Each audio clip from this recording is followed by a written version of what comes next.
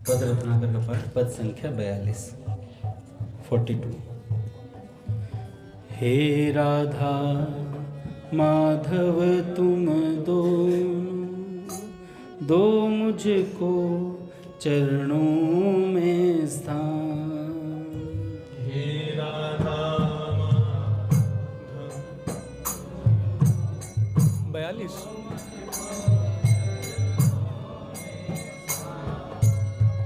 दासी मुझे बना कर रखो, सेवा का अवसर दो दान। दासी मुझे बना कर रखो, सेवा का अवसर दो दान। मैं अति मूढ़ चाकुरी की चतुराई का न तनिक सा ज्ञान। मैं अति मूढ़ चाकुरी की चतुराई का न तनिक सा ज्ञान। दीन नवीन सेविका पर दो, समुद्र उड़ेल स्नेह अमान। दीन नवीन सेविका पर दो, समुद्र उड़ेल स्नेह अमान। रजकण सरस चरण कमलों का हो देगा सारा ज्ञान। सरस चरण कमलों का हो देगा सारा ज्ञान। ज्योतिमयी रसमयी सेविका मैं बन जाऊंगी सज्ञान। ज्योतिमयी रसमयी सेविका मैं बन जाऊंगी सज्ञान। राधा सखी मंजरी को रख सन्मुख में आदर्श महान। राधा सखी मंजरी को रख सन्मुख में आदर्श महान। हो पदानुगत उसके नित्य करूँगी मैं सेवा सविधान। हो पदानुगत उसके नित्य करूँगी मैं सेवा सविधान। झाड़ू दूंगी मैं निकुंज में, साफ करूंगी पादत्राण। झाड़ू दूंगी मैं निकुंज में, साफ करूंगी पादत्राण। होले होले हवा करूंगी, सुखद व्यजन ले सुरभित आन। होले होले सुखद व्यजन ले सुरभित मान। देखा नित्य करूँगी मैं तुम दोनों की मोहिनी मुस्कान। देखा नित्य करूँगी मैं तुम दोनों की मोहिनी मुस्कान। वेतन यही होगा बस मेरा पुरस्कार निर्माण। वेतन यही होगा बस मेरा पुरस्कार निर्माण। राधा राधा राधा राधा राधा राधा राधा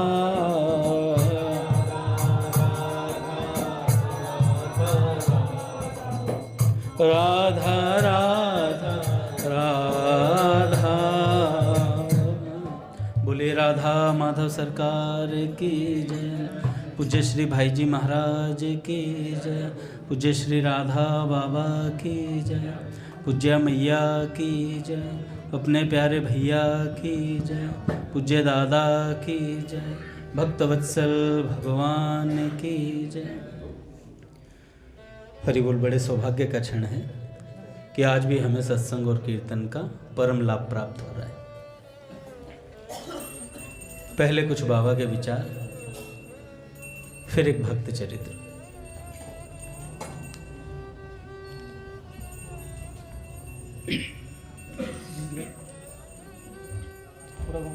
हरि बोल। बाबा कहते हैं,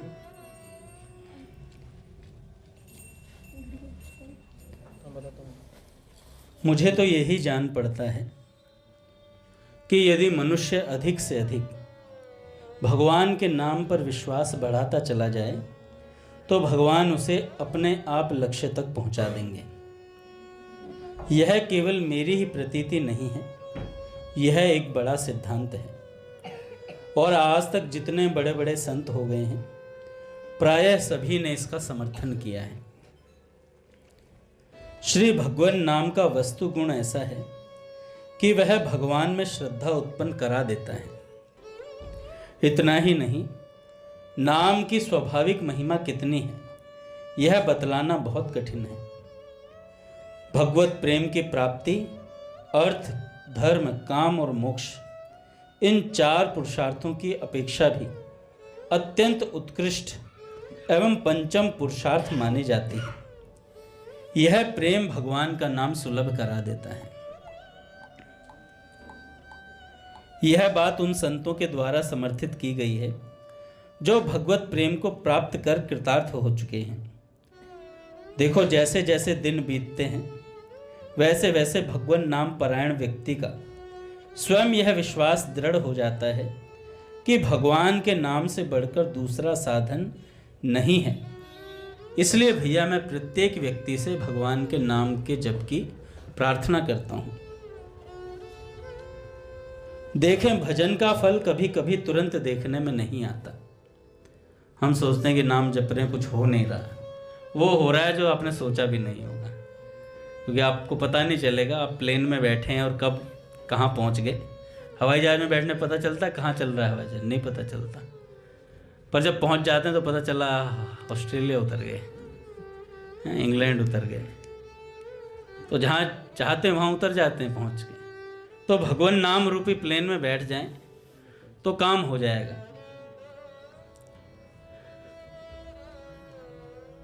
ये भाई कह रहा है निकुंज में पहुंचना है। पहुंचेंगे, बिल्कुल निकुंज में पहुंचेंगे। जिसकी जो चाह है वो वहीं पहुंचेगा। पर शाब्दिक खेल नहीं होता है। बड़ा ध्यान से और बड़ा ईमानदारी से भजन साधन करना पड़ता है, तब जाके कहीं भगवान से प्रेम होता है। नहीं तो दरवाजे झांकते रह जाते हैं लोग, कुछ प्राप्त नहीं होता।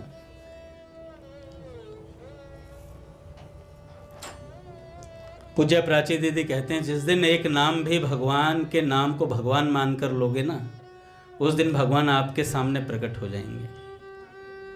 अच्छा, ये बात हमें 4 साल से पता है। 2025 आ गया, 2020 से पता है, 5 साल होने वाले हैं। अभी तक हमने वो नाम नहीं लिया जिससे भगवान प्रकट हो जाते हैं। मैं सही कह रहा हूँ? 5 साल हो गए, ये बात हमें पता है कि भगवान का नाम भगवान मानकर उस नाम को लेंगे तो भगवान साक्षात प्रकट हो जाएंगे। ये बात पूज्य प्राची दीदी ने कही है, हमने भी सुन ली है। एक बार पूज्य प्राची दीदी से कहा कि भैया ने कहा कि आपकी वाणी सुरक्षित रख लें, तो पूज्य प्राची दीदी ने कहा कि वाणी तो भाई जी की भी सुरक्षित रखी हुई, क्या हो गया? स्वामी जी की भी रखी हुई है, बाबा की भी वाणी है, क्या कर लिया हमने? सुनते ही नहीं है। भैया, जो भाई जी की वाणी से हो सकता है, क्या नहीं हो सकता पूज्य भाई जी की वाणी से? पूज्य बाबा कहा करते थे, पूज्य भाई जी की वाणी मुझे वेद वाक्यों से भी ऊंची नजर आती है। बाबा तो भाई जी के प्रवचन में बैठते ही समाधिस्थ हो जाते थे, समाधि लग जाती थी बाबा को, क्योंकि बाबा को भाई जी दिखते ही नहीं थे, साक्षात श्री राधा रानी दिखाई देती थी। ऐसा भाव, ऐसी दृढ़ निष्ठा होनी चाहिए। तो बाबा कहते हैं कि भैया, भजन का फल कभी कभी तुरंत देखने में नहीं आता, किंतु एक ना एक दिन यह भगवान का नाम भगवान को मिलाकर छोड़ेगा आपको, यह ध्रुव सत्य है। अस्तु जहां तक बने, चाहे जो भी भाव हो, सकाम निष्काम कैसी भी वृत्तियां क्यों ना हो, अधिक से अधिक नाम जप करते रहें। विनय पत्रिका में गोस्वामी जी कहते हैं 2 पंक्तियों में, सकल अंग पद विमुख नाथ, मुख नाम की ओट लई है तुलसी प्रतीति यह के प्रभु मूर्ति कृपामयी है। तो ये गोस्वामी जी के वचन हैं, ये मिथ्या हो नहीं सकते। बस भगवान पर विश्वास और नाम जप हमारे लिए सब कुछ कर देगा। यह विश्वास करके भगवान जैसे रखना चाहें उसी परिस्थिति में आनंद मनाते हुए जीवन बिताते चले। भगवान में विश्वास की कमी के कारण, दूषित वातावरण का असर पड़ने के कारण एवं पूर्व संस्कारों के कारण बहुत बार हम लोगों के मन में परिवार को लेकर चिंताएं आ सकती हैं। उस समय जगत का महत्व भगवान की अपेक्षा अधिक हो जाता है। वस्तुतः जागतिक चिंता तभी आती है जब भगवान गौण हो जाते हैं और जगत प्रधान हो जाता है। इसलिए खूब सावधान रहना चाहिए, एक क्षण के लिए भी भगवान गौण न होने पाए। आप विश्वास रखें, जैसे जैसे भगवान मुख्य उद्देश्य होते जाएंगे वैसे वैसे यह चिंता हटती जाएगी। एक बात और है, साधना मार्ग में खासकर भगवान की शरणागति में किसी भी जागतिक चिंता को मन में स्थान ही नहीं देना चाहिए। यदि हम भगवान के हो गए, नहीं सदैव भगवान के थे, हैं और रहेंगे, तो हमसे संबद्ध यावन मात्र पदार्थ भी भगवान के ही हैं। क्या भगवान को अपनी चीजों का ध्यान नहीं है? क्या हम उनसे ज्यादा चतुर हैं? हम कह देते हैं ना कई बार कि वही गृह कारज नाना जंजाला सो अति दुर्गम शैल विशाल। तो इतना काम है हमें, अरे आपको क्या पता अंगद जी, 6 बजे से इतना काम करना पड़ता है, पूरे दिन सोता बंदा 6:30 बजे जब मंदिर का टाइम होने को होता है तभी उठता है काम करने के लिए सारे। और फिर आते ही अच्छा एक दिन हो माँ तो चल जाता है। कोई मेरे से एक दिन कहे कि अंगद जी आज मैं लेट हो गया, किसी कारण कोई बात थी। अब मैं जब भी पूछूं तभी ये कह दे 365 दिन, तब समझ में बात नहीं आती। इसका मतलब हमारी कुछ मक्कारी चल रही है। कई साधक तो कहते हैं कि अंगद जी सैटरडे संडे को पीछे ही पड़ जाते हैं। अरे भाई छुट्टी है, उस दिन पीछे क्यों नहीं पड़ूंगा? हैं, उस दिन तो पूछने का हक बनता है। सैटरडे संडे छोड़ दो, नहीं खाना। कई लोग कहते हैं भगवान को भोग लगाने 2 घंटे पहले लगा दो। आज भगवान नाराज नहीं होंगे, बिल्कुल नहीं होंगे भाई। ऐसे कैसे भगवान नाराज होंगे? भगवान को नहीं पता कि हम कीर्तन के लिए जाना चाह रहे हैं, तो भगवान को पहले भोग लगा दो। उस दिन कह दो नाथ सैटरडे संडे को आपको थोड़ा जल्दी भोग लगेगा, भोग बन जाएगा। और भगवान नहीं भी नाराज होंगे, लेट खिला दो थोड़ा, नहीं होंगे नाराज। कीर्तन से भगवान नाराज होंगे क्या? अब एक बात बताओ, अपने कौन से भक्त थे रामकृष्ण प्रभु वो, जिन्होंने ईंट फेंक दी थी बाहर भगवान को, विट्ठल भगवान के लिए? वो थे ना, नाम याद नहीं आ रहा मुझे उन भक्त का, पुंडरीक जी। अब भगवान आए, भगवान द्वार पे खड़े,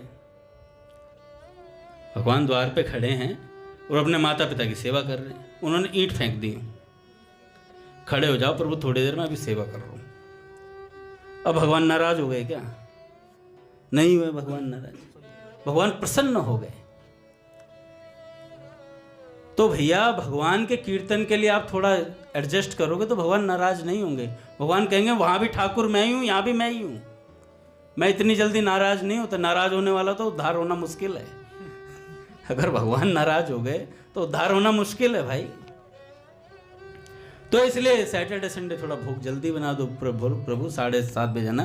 5 दिन में जा नहीं पाता हूँ, पर अब मुझे जाना है सैटरडे संडे, थोड़ा जल्दी भोग लें, 7:30 बजे रफा दफा भगो फटाफट हैं। भगवान को कहता आराम करो, अब ठंड लग रही है, 7:30 बजे मैं जा रहा हूँ। तो भगवान नाराज नहीं होते। तो पूज्य बाबा कहते हैं जागतिक वस्तुओं का महत्व अधिक होता है तो भगवान गौण हो जाते हैं, और भगवान मुख्य हो जाएंगे तो जागतिक वस्तुएं गौण हो जाएंगी अपने आप। क्या भगवान को अपनी चीजों का ध्यान नहीं? क्या हम भगवान से ज्यादा चतुर हैं? हम भगवान से ज्यादा चतुर हैं? नहीं है चतुर।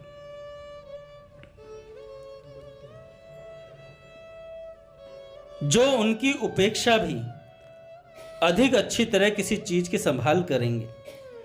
वस्तुतः सच्ची बात तो यह है कि दयामय भगवान की ओर की संभाल वही सच्ची संभाल है।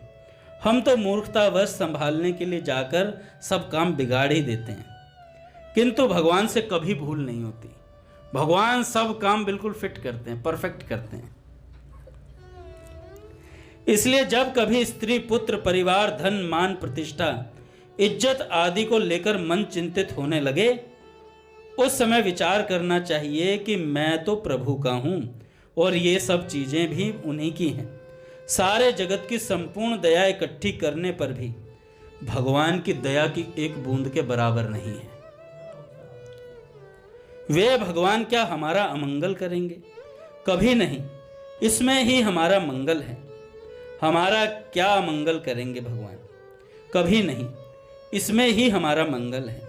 हमारा सब कुछ भगवान का है कि तू भाई म्हारो रे म्हारो, तू म्हारो तेरो सब म्हारो, जग सारो ही म्हारो, तू भाई म्हारो रे म्हारो, नाथ में थारो जी थारो। भगवान कह रहे हैं तू भाई म्हारो रे म्हारो। देखे, भगवान की भक्ति केवल मानसिक प्रक्रिया नहीं है। यदि यह क्रिया में न आई तो भक्ति में कमी है। यद्यपि आधुनिक जमाने में यह कम देखने को मिलता है, किंतु जितने भी ऊंचे ऊंचे भक्त हुए हैं सबने व्यवहारिक जगत में भगवान को साथ रखा है। गीता प्रेस से प्रकाशित भक्त गाथाएं पढ़िए, आप देखेंगे कि किस प्रकार भगवान के विश्वासी भक्तों ने अपने आप व्यवहारिक जीवन में भगवान की दया का पद पद पर अनुभव किया है। भक्त गिरवर एवं भक्त प्रताप राय की जीवनी पढ़कर तो मैं रोने लगा था, बाबा कहते हैं। सारांश यह है कि जगत की अनुकूल एवं प्रतिकूल परिस्थितियों को लेकर व्यस्त होने की आवश्यकता नहीं है। भगवान के प्रत्येक विधान को मंगलमय देखने की चेष्टा करें। यह बात मानने की ही नहीं है, वस्तुतः ऐसी ही बात है। भगवान का भयंकर विधान अनंत आनंद से ओतप्रोत रहता है। भगवान का भयंकर विधान भी आनंद से ओतप्रोत रहता है। अंतःकरण शुद्ध होने पर मनुष्य बिल्कुल इसी प्रकार अनुभव करता है। समय समय पर भक्त गाथाओं को पढ़ते रहना चाहिए। ये कथाएं कल्पना नहीं है, वास्तविक हुई घटनाएं हैं। वे अंतःकरण को पवित्र करेंगी, उनसे बहुत आत्मबल बढ़ेगा। मेरा अपना खास अनुभव है, बाबा कहते हैं, मेरा खुद का अनुभव है। भक्त गाथाएं पढ़ने से विश्वास बढ़ने लगता है धीरे धीरे। मुझे इन भक्त गाथाओं के पढ़ने से अत्यधिक लाभ हुआ। अंतिम बात यह है, किसी भी परिस्थिति में घबराइए नहीं। कृपा मैं को आप जितनी कल्पना भी नहीं कर सकते, उससे अधिक आपका ध्यान है। उससे अधिक आपका ध्यान है। मेरा तो मन करता पूरी पुस्तक पढ़ डालूं एक बार में, खत्म पूरा टॉपिक। यह बात हमेशा ध्यान में रखने की है कि हम कितना ही क्यों न चाहें, किंतु हमारा जो संकल्प भगवान की इच्छा से समन्वित नहीं होगा वह कभी पूरा नहीं हो सकता। हम संकल्प करते ना 10 करोड़ होंगे तब मैं संकीर्तन में टाइम से आया करूंगा, इतना कमा लूं कि चिंता ना रहे, पत्नी बच्चे हमेशा गद्दे पे ही चढ़े रहें, एसी में रहें गर्मियों में और सर्दियों में रहें, अपना आराम से हीटर पे गद्दे पे बैठे रहें हैं, और मैं घर से निकलूं तो मतलब कारपेट बिछा हुआ आ जाए फूलों का, तब मैं भगवान का भजन करूंगा। इतनी मेरी उम्र, जब मैं बड़ा हो जाऊंगा ना तब मैं साइकिल लूंगा। बड़ा होगा ही नहीं भगवान जब तक नहीं चाहेंगे बड़ा नहीं होगा वो। तो भैया हम ऐसी परिस्थिति से भजन नहीं होता है, स्थिति से भजन होता है। कोई सोचे ना ऐसी परिस्थिति आएगी तब मैं भजन करूंगा, घर की टेंशन परिवार के लिए चलती रहेंगी, हैं? तान के चादर सोता जाए, ये नाव तो हिलती डुलती जाएगी, तू हंसता जा या रोता जा। तो ये तो पहुंचनी है, हमें तो भगवान तक पहुंचना ही है किसी भी तरीके से। बहुत चीजें बीच में आएंगी, भय और प्रलोभन।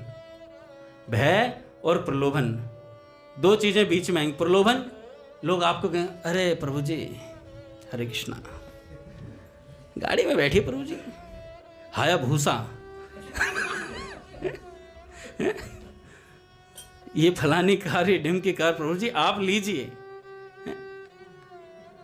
बहुत प्रलोभन आते हैं, प्रभु जी आप तो इतने बड़े सत्संगी हो।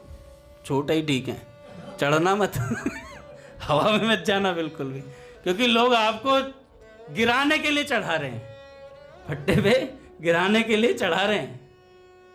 तो इसलिए समझ जाओ, सावधान हो जाओ, जमीन से जुड़े रहो। जमीन से जुड़ने का मतलब है ये नहीं कि जमीन घर खेत में चले गए, गांव चले गए, 15 दिन के लिए भजन नहीं कर रहे हैं। जमीन से जुड़े मतलब भजन से जुड़े रहना, अपने मूल से जुड़े रहना। स्वामी जी महाराज कहते हैं मूल में भूल हो गई हमारे। क्या भूल हो गई? कि घर वालों ने सिखा दिया कि भैया केवल कमाना और खाना यही जीवन है, जबकि बताना चाहिए था कि भैया ये सारे सांसारिक काम, सारी सांसारिक चीजें किस लिए? ये जीने के लिए। और जीना किस लिए जरूरी है? भगवान के लिए, भगवान की प्राप्ति के लिए जीना है। हमें इस मनुष्य जन्म में भगवान की प्राप्ति करनी है, ये बताना चाहिए था। हमें बता दिया तुम्हें बैल बनना है पूरा जीवन, कमाओ, पागल हो जाओ। सबकी व्यवस्था लगी पड़ी है, प्रारब्ध के हिसाब से ही मिलेगा, चाहे तुम कितना ही माथा पीट लो। प्रारब्ध में जितना लिखा हुआ है ना पैसा आना। अब ये नहीं कि घर बैठ के प्रारब्ध में होगा तो आ जाएगा, पुरुषार्थ भी थोड़ा करना पड़ता है, तब प्रारब्ध परिस्थिति लाएगा तुम्हारे सामने। अच्छी या बुरी परिस्थिति आएगी, उसे झेलने का सामर्थ्य सत्संग देता है। तो भैया अतः जब कोई हमारी धारणा के प्रतिकूल बात आकर प्राप्त हो तो विश्वास कर लेना चाहिए भगवान का भेजा हुआ प्रारब्ध हमारे सामने आ रहा है, प्रभु की इच्छा है हमारे सामने। तो इस प्रकार भजन से जुड़ना चाहिए। मूल क्या है? हर साधक ये कह देता है मुझे भगवान की प्राप्ति नहीं हो रही। मैं ग्रुपों पे देखता हूं, भगवान कैसे मिलेंगे? माधव ऐसे बात करेंगे, सत्संग सुनो, बस ऐसे ही बात करेंगे। सत्संग का माध्यम ही है बात करने का। नाम जप से ही भगवान की प्राप्ति होती है, सत्संग से भगवान की प्राप्ति होती है, भगवान का चिंतन करने से प्राप्ति होती है। जहां भगवान से आप जुड़ जाएंगे वहां भगवान मिल जाएंगे आपको। नहीं तो आप बात कितनी कर लीजिए ग्रुप पर, में अपने आप को सखी मान लो, चाहे सखा मान लो, चाहे तुम ब्रह्मा मान लो अपने आप को, है ना, ब्रह्मा विष्णु महेश कुछ बन जाओ।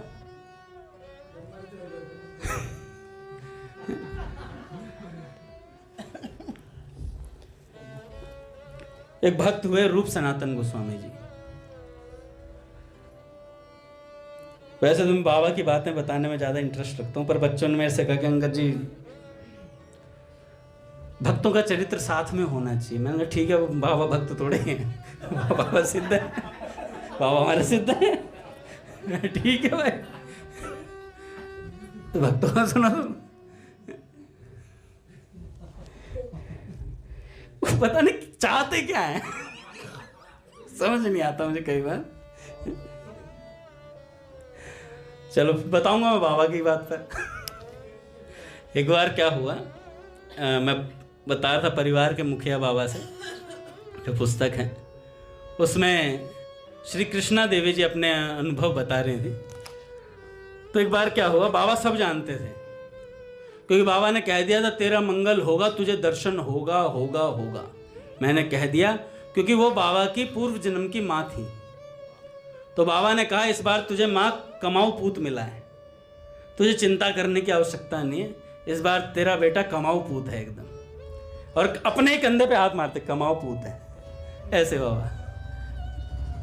तो एक बार क्या हुआ कि बाबा ने उन्हें आज्ञा दी कि तुम अपने घर पे ना स्टोव और कुछ चीज़ें रख लो, जिससे कभी कोई मेहमान वगैरह आए तो उनको कुछ खिला सको।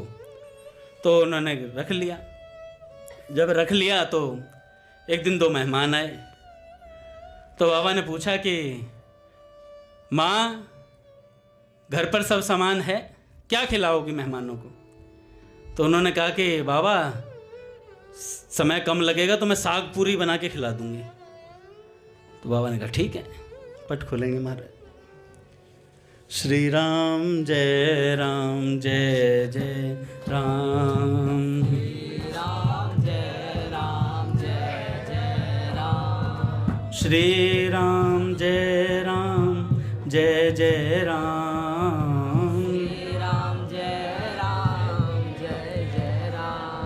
श्री राम जय राम जय जय राम।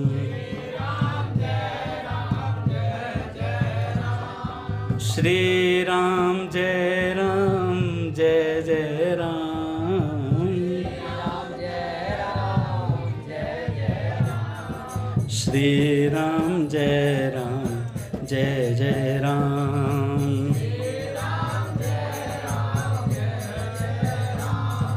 जय जय श्यामा जय जय श्याम।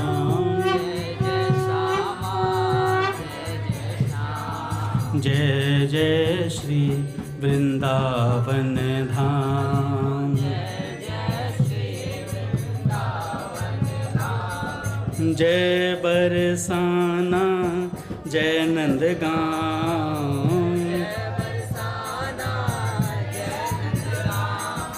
पावन राधे तेरो नाम।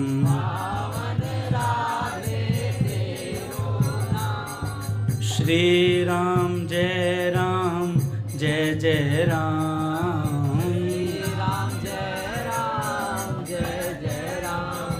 श्री राम जय राम जय जय राम।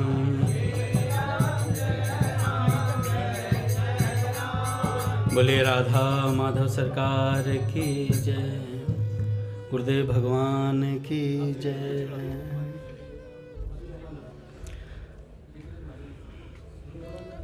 तो कहाँ थे हम? हाँ, तो बाबा ने बोला कि मैया क्या खिलाओगे मेहमान को? तो उन्होंने कहा कि बाबा साग पूरी बना देंगे तो जल्दी बन जाएगा। तो बाबा ने कहा कि सब है ना घर पे? बिटिया नमक है घर पे? मैया नमक है घर पे? अरे हाँ बाबा है। मैया घी है घर पे? हाँ बाबा है। तो बाबा ने कहा ठीक है, जाओ। फिर गई और जाके फटाफट उन्होंने परमल की सब्जी बनाई और बना करके फिर फटाफट आटा गूंद दिया। और जब नमक डालने लगी परमल की सब्जी में तो नमक का डब्बा देखा तो खाली। और जब पूरियां तलने के लिए घी निकालने लगे डब्बे में से तो घी का डब्बा खाली। अब वो सोचने लगे कि अब मार्केट तो दूर है, जाएं कैसे, नमक और घी खत्म है,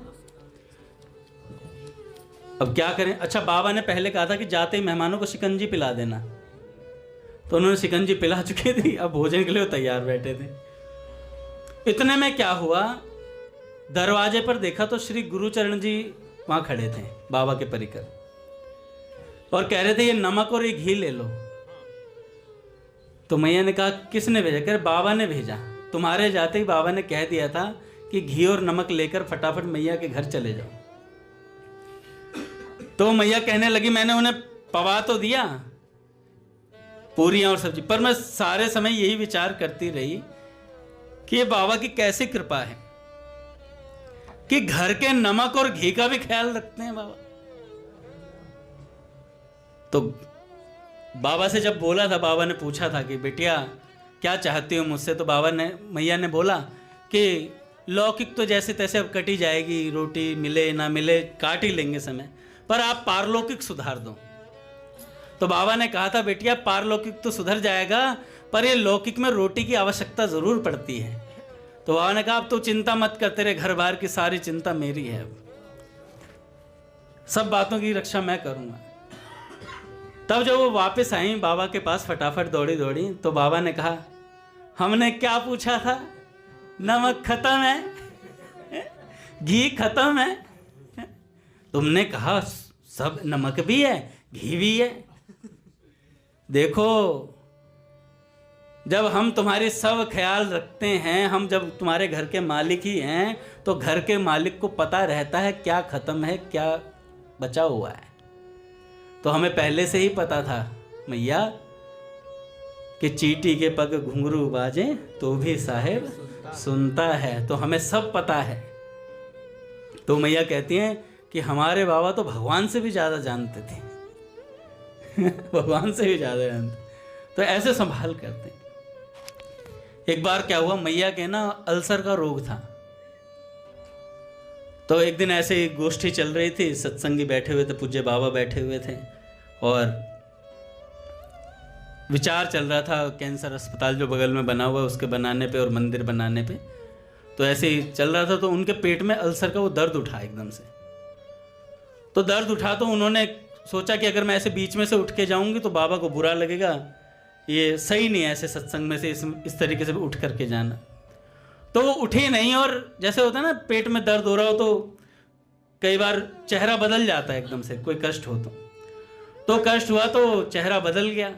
तो बाबा ने तुरंत देखा, मैया तुम्हें कुछ दिक्कत लग रही है मैया तुम्हें कुछ दिक्कत है? तो उन्होंने कहा कि हाँ बाबा, ऐसे ऐसे अल्सर का रोग है और ये ऑपरेशन के बिना दूर होगा नहीं, और ऑपरेशन के लिए हमारे पास पैसे हैं नहीं, तो ये तो दूर होगा नहीं। तो बाबा ने कहा ठीक है। वहीं पर सब लोग बैठे हुए, एक को कहा कि इन्हें चटाई पर लेटा दो और चुटकी बजाते रहो और एक एक बूंद दूध डालते रहो इनके मुख में, चुटकी बजाते रहो और एक एक बूंद दूध डालते रहो। तो जितनी देर तक वो चर्चा चली उतनी देर तक उनके मुख में दूध डलता रहा एक एक बूंद करके। जब सब जाने लगे तो वो मैया भी उठ गई, और जब उठी तो उनके बिल्कुल भी दर्द नहीं था, और उन्होंने कहा वो दिन है और आज का दिन है, कोई अल्सर का रोग नहीं है मुझे, ना मेरे को ऑपरेशन की आवश्यकता पड़ी ना कुछ। बाबा ने चुटकी बजा के हमारे दर्द को निवारण कर दिया, चुटकी बजा के।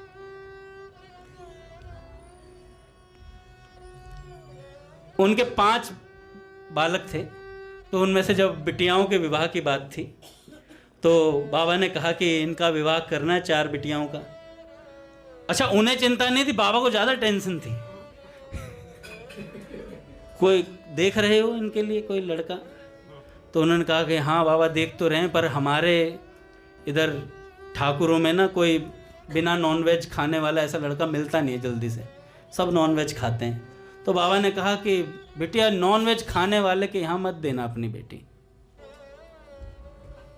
और कंवारी रखोगे तो व्यभिचारिणी होने का डर रहता है बिटिया, तो थोड़ा ध्यान रखना।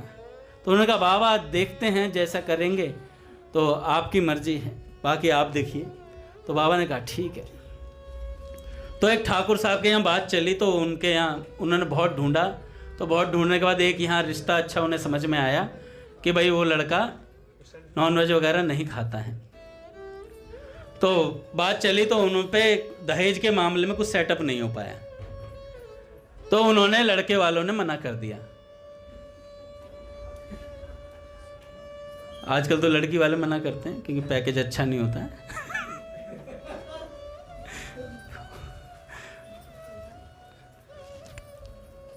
आजकल समझौता होता है, शादी कम होती है। तो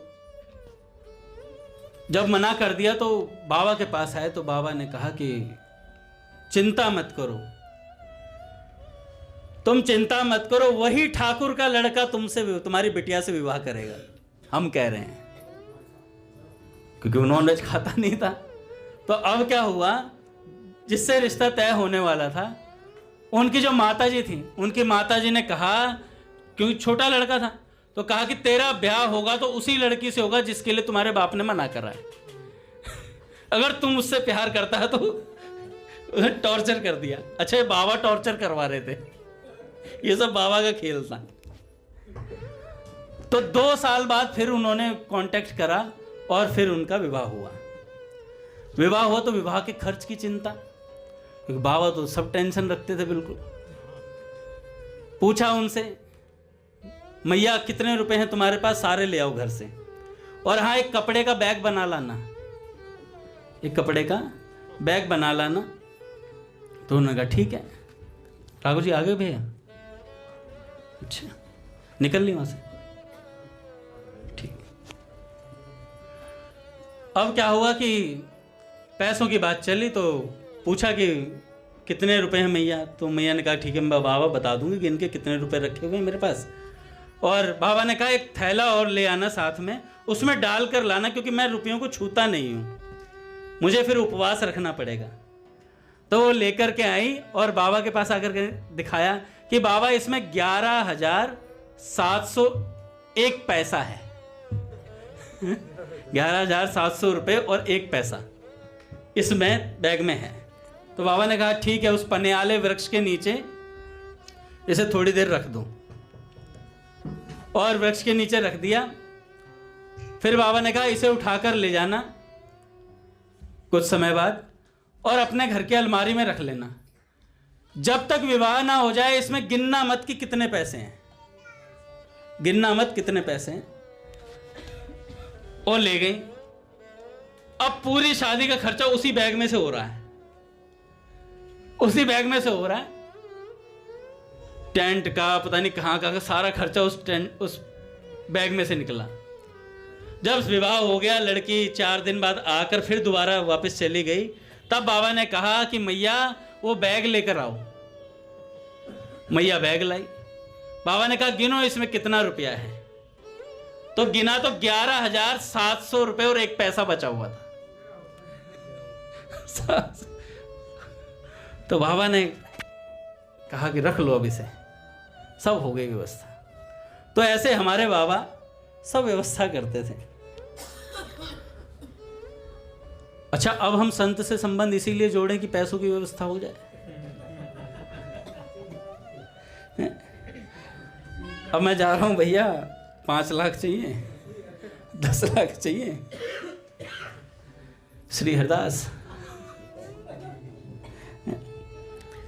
तो नहीं भैया, संत से संबंध इसलिए जोड़ा जाता है कि हमें भगवान मिले, परम वस्तु की प्राप्ति हो। बाकी संत बड़े कृपालु हैं भैया। संत अपनी ओर से क्या नहीं दे देते। हम तो अपने पूज्य भैया का उदाहरण देखते हैं, क्या नहीं दे दिया भैया ने, सब कुछ देते हैं। पर संत से संबंध संतों से ही सुना है, इसलिए जोड़ना चाहिए कि हमें भगवान में प्रेम हो, भगवान में आसक्ति हो जाए। तो बाबा ने बहुत व्यवस्था करी महाराज, एक से एक बंदोबस्त, और सब चीज देने के लिए तैयार बैठे रहते थे बाबा। कभी किसी को कोई कमी नहीं होने दी। नील कोश निधि नित्य लुटावत, श्री कृष्ण को बांटते रहते थे। इस जा तुझे भी श्री कृष्ण प्राप्त हो, तुझे भी श्री कृष्ण मिले, हैं? ऐसा आशीर्वाद देते रहते थे। और कोई खास कोई भाई जी के बारे में पूछ रहे तो बाबा कहते हैं मेरा तो मन करता मैं रातों रात भाई जी की बातें बताता रहूं, बस भाई जी की बातें बताता रहूं। तो ऐसे महात्माओं के पास रहने का सौभाग्य जिनको प्राप्त होता है ना, उनको बड़ा सावधान रहना चाहिए। मैं तो कह रहा हूं एक बार मिश्र जी का चरित्र जरूर पढ़ना चाहिए। मैं कुछ बालकों के लिए कहने वाला था, मैं कि हम लोगों को जो भैया के इर्द गिर्द रहते हैं ना, उन्हें एक बार इन चरित्रों को पढ़ना चाहिए। तो सेवा में सावधानी समझ में आती कितनी रखनी पड़ती है, सेवा में सावधानी की कितनी आवश्यकता होती है। गुरुजन हमारे कंधे पे हाथ रखें, ये हमारा सौभाग्य है। गुरुजन हमारे कंधे पे हाथ रखें, ये हमारा सौभाग्य है। हमसे मजाक करें, हमारा सौभाग्य है। लेकिन हम गुरुजन से मजाक कर बैठे, उनके कंधे पर हाथ रख बैठे, ये दुर्भाग्य है हमारा, ये अनभिज्ञता है हमारी। बालक पने में हो जाए तो कोई बात नहीं, पर फिर भी नहीं होना चाहिए, क्योंकि हम इतने बालक नहीं है, है ना। पूज्य भैया आ गए हैं। अच्छा, नारायण गुरु भाई,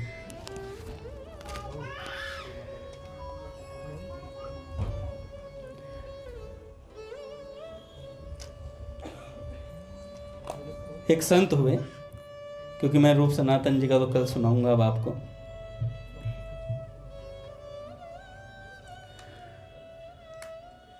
भाई जी से अगर किसी को जुड़ना है तो क्या काम करें? बड़ा अच्छा प्रश्न है किसी ने किया कि अगर पूज्य श्री भाई जी श्री हनुमान प्रसाद जी पोद्दार से जुड़ना हो तो क्या करना चाहिए? तो कहते हैं, पहला, नियमित रूप से भाई जी से जुड़ने का 1 घंटा निकालेंगे कम से कम, और भाई जी के विषय में आपके पास जो कुछ है उसे पढ़ें उस घंटे के अंदर। भाई जी से संबंधित आपके पास जो कुछ है उसे 1 घंटा पढ़ें। कह रहे 1 घंटा तुम कीर्तन ना अटेंड करते ढंग से हम कैसे जुड़े? जुड़ो ना जुड़ो, जोड़ दिए जाओगे, क्योंकि यहां संत कृपा बरस रही है। किसी ने 1 लाख माला करी 1 महीने तक? आज तक बहुत कम लोगों ने करी होगी। फिर भी भाई जी बाबा के बारे में ऐसी बातें पता है हम लोगों को जो सपने में भी नहीं आ सकती हमारे। क्यों? हमारे पूज्य भैया की कृपा है हम पर। उनके भजन साधन का फल हम भोग रहे हैं, हम काट रहे हैं, हम भजन कर पा रहे हैं। पूज्य भैया की कृपा है हमारे ऊपर, नहीं तो हम कुछ नहीं कर पाएंगे भैया। तो पहला क्या काम करें भाई जी से जुड़ने के लिए? 1 घंटे भाई जी से संबंधित कुछ ना कुछ पढ़ें। दूसरा, नियमित रूप से भाई जी से या भगवान से मन ही मन प्रार्थना करें, हे भाई जी, हे ठाकुर जी, विषयों के मोह में पड़कर फंसा हुआ हूं, आप ही कृपा कीजिए और इस हृदय में आपका प्रेम प्रदान कीजिए मुझे। यह दूसरा पॉइंट है। तीसरा, जब भी समय मिले, भाव बढ़े, तभी भाई जी को पत्र लिखकर अपने बारे में कुछ बता दें कि भाई जी मेरी स्थिति ये है। अब कहें भाई जी तो है नहीं, जो प्रत्यक्ष में संत आपके पास मौजूद हैं, संत सबे गुरुदेव व्यासे ही यह प्रतीति, उन्हीं में भाई जी का दर्शन करके उनको अपने बात बता दें। अब ऐसा नहीं कि भैया के कल दरवाजे पे चिट्ठियां ही आ रही नीचे मन से बोल सकते हैं भैया, मन से। संत मन को पढ़ लेते हैं, दूर से भी पढ़ लेते हैं। ऐसे एक संत हुए हमारे श्री मोटे गणेश जी वाले महाराज जी। बड़ा सुंदर मुझे उनका लगता है। जब वो सप्ताह में मंगलवार को सत्संग कराते थे पूज्य भैया की,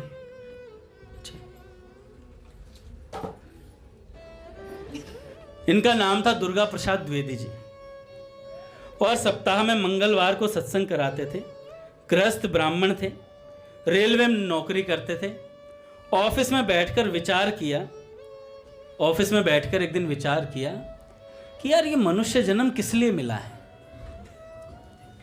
मनुष्य जन्म किस लिए मिला है? सबसे पूछो किस लिए मिला है? कहेंगे गाजर का हलवा खाने के लिए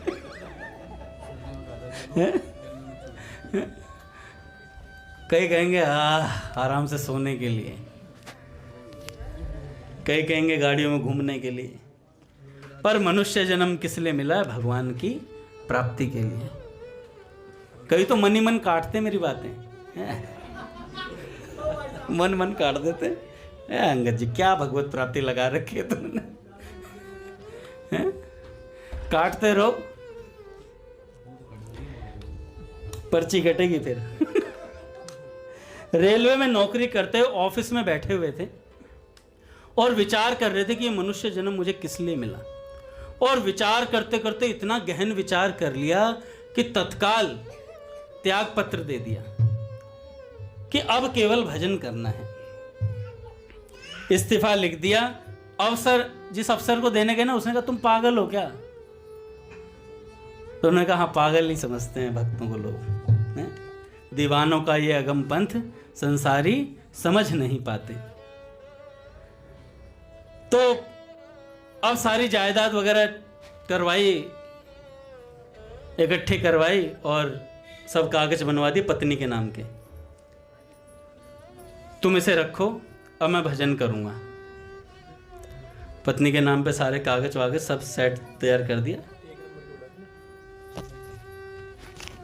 अब तुम रखो, आराम से घूमना, जो चाहिए मॉल से खरीद लाना, पैसा खूब दे दिया है, ठीक है। जो चाहिए वो खाओ पियो ऐश करो मित्रों। अब उनकी पत्नी जो थी वो भी भजनानंदी थी भैया। उन्होंने कहा कि मैंने आपके भजन में विघ्न किया है क्या आज तक?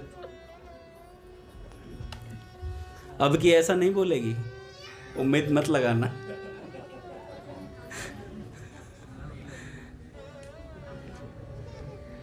क्योंकि मैंने आज तक विघ्न नहीं किया है राघव, आज तक।